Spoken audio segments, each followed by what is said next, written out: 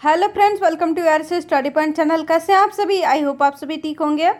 Friends, आज के इस वीडियो में हम एनएचआरसी के बारे में पूरे विस्तार से चर्चा करेंगे। अर्थात इस वीडियो में हम आपको बताएंगे कि आखिर राष्ट्रीय मानव अधिकार आयोग क्या है, इसकी संरचना क्या है, इसके कार्य शक्ति क्या है, इसका मुख्यालय कहाँ है और इसके सीमाएँ क्या क्या हैं, और साथ ही एनएचआरसी सदस्यों की योग्यता क्या है। फ्रेंड्स, ये वीडियो आपके आने वाले सारे कॉम्पिटेटिव एग्जाम के लिए बहुत ही महत्वपूर्ण होने वाली है, इसलिए आप सभी हमारे साथ शुरू से लेकर के अंत तक बने रहें ताकि आपका कोई भी पॉइंट मिस ना हो पाए। तो चले फ्रेंड्स, बिना कोई देरी के स्टार्ट करते हैं। तो फ्रेंड्स, ध्यान रखिएगा कि राष्ट्रीय मानव अधिकार आयोग को इंग्लिश में नेशनल ह्यूमन राइट कमीशन कहते हैं और इसका शॉर्ट फॉर्म होता है एनएचआरसी। इसका गठन 12 अक्टूबर 1993 को किया गया। और फ्रेंड्स, ध्यान रखिएगा कि इसका गठन मानव अधिकार संरक्षण अधिनियम 1993 के तहत किया गया। और साथ ही फ्रेंड्स, ध्यान रखिएगा इसका प्रकृति है सांविधिक निकाय यानी कि स्टैट्यूटरी बॉडी। फ्रेंड्स, ध्यान रखिएगा कि जिस भी आयोग का गठन किसी अधिनियम के द्वारा किया जाता है वह एक सांविधिक निकाय होता है। और साथ ही फ्रेंड्स, ध्यान रखिएगा कि अगर आपसे पूछा जाए कि आखिर एनएचआरसी क्या है, तो फ्रेंड्स आप इसका जवाब दे सकते हैं कि यह एक सांविधिक निकाय है। इसका गठन 12 अक्टूबर 1993 को मानव अधिकार संरक्षण अधिनियम 1993 के तहत किया गया। इसका मुख्यालय नई दिल्ली में स्थित है। चलिए फ्रेंड्स, अब हम आपको बताते हैं एनएचआरसी की संरचना। तो फ्रेंड्स, ध्यान रखिएगा कि एनएचआरसी में एक अध्यक्ष, 5 मुख्य सदस्य और 7 पदेन सदस्य होते हैं, यानी कि यह एक 13 सदस्यीय निकाय है। चलिए फ्रेंड्स, अब हम आपको बताते हैं कि इन सदस्यों की नियुक्ति कैसे की जाती है। तो फ्रेंड्स, ध्यान रखिएगा कि एनएचआरसी के सदस्यों की नियुक्ति एक चयन समिति के सिफारिश पर राष्ट्रपति के द्वारा की जाती है और ये चयन समिति 6 सदस्य का होता है, जिसमें कि प्रधानमंत्री समिति का अध्यक्ष होते हैं, उसमें एक केंद्रीय गृह मंत्री होते हैं, लोकसभा अध्यक्ष होते हैं, राज्यसभा के उपसभापति होते हैं, लोकसभा में विपक्ष का नेता होता है और राज्यसभा में विपक्ष का नेता। ये सभी 6 लोग मिलकर के एक चयन समिति बनाते हैं और उन्हीं के सिफारिश पर राष्ट्रपति के द्वारा एनएचआरसी के सदस्यों का गठन किया जाता है। और चलिए फ्रेंड्स, अब हम आपको बताते हैं कि एनएचआरसी सदस्यों की योग्यता क्या है। तो फ्रेंड्स, ध्यान रखिएगा कि एनएचआरसी में जो अध्यक्ष होते हैं वो उच्चतम न्यायालय का पूर्व मुख्य या अन्य न्यायाधीश होते हैं, और जो 5 मुख्य सदस्य होते हैं उसमें से प्रथम सदस्य उच्चतम न्यायालय का कार्यरत या पूर्व न्यायाधीश होते हैं और दूसरा सदस्य उच्च न्यायालय का कार्यरत या पूर्व न्यायाधीश होते हैं।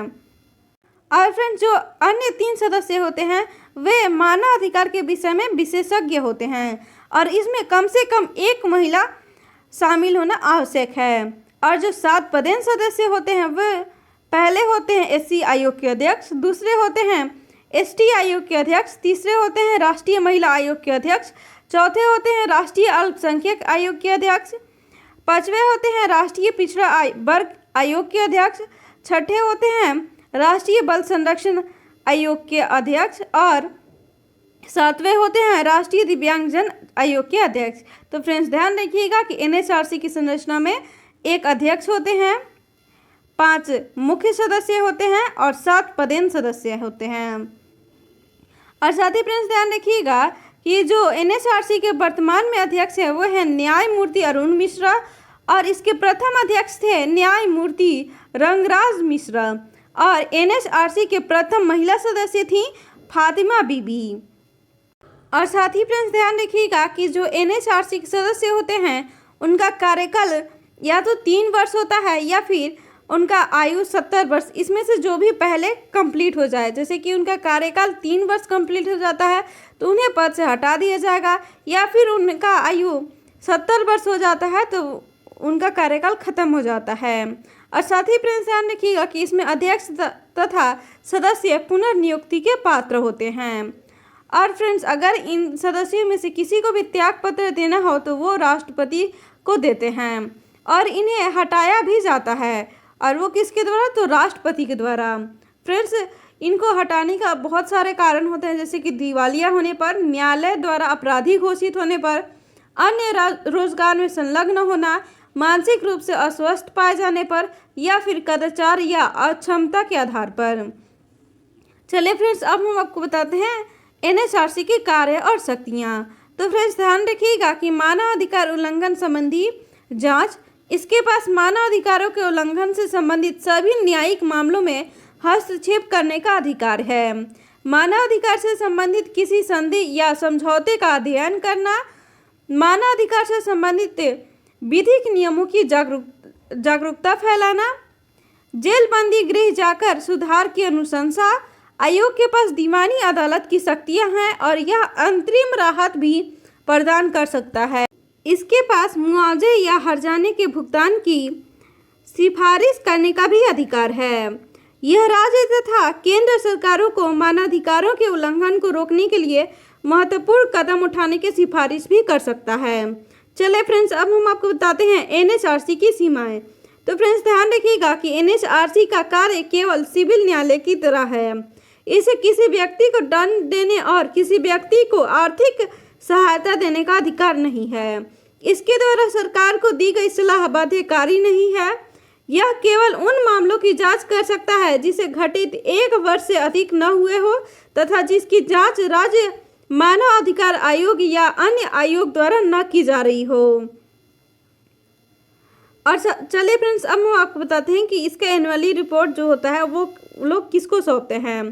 तो फ्रेंड्स ध्यान रखिएगा कि जो वो एनुअली रिपोर्ट तैयार करते हैं उसे केंद्र अथवा जिस राज्य से संबंधित रिपोर्ट है तो उस राज्य की सरकार को सौंपते हैं।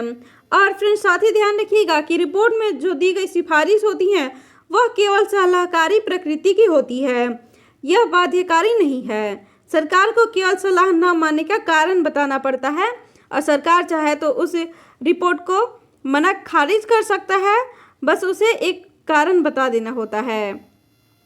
थैंक यू दोस्तों, आज का हमारा वीडियो यहीं पर समाप्त होता है। फ्रेंड्स आज की इस वीडियो में हमने आपको राष्ट्रीय मानव अधिकार आयोग के बारे में पूरी विस्तार से बताया है। आई होप आपको ये वीडियो शेयर हेल्पफुल लगी हो। फ्रेंड्स अगर आपको ये वीडियो शेयर हेल्पफुल लगी हो तो इस वीडियो को लाइक कर दीजिए, अपने दोस्तों के साथ शेयर कर दीजिए और अभी तक हमारे चैनल को सब्सक्राइब नहीं किए हैं तो ऐसे ही हेल्पफुल वीडियो देखते रहने के लिए हमारे चैनल को सब्सक्राइब कर दीजिए और बेल आइकन को प्रेस करना ना भूलें, जिससे आपको लेटेस्ट अपडेट का नोटिफिकेशन मिलती रहेगी। तो चलिए फ्रेंड्स, अब हम मिलते हैं नेक्स्ट वीडियो में।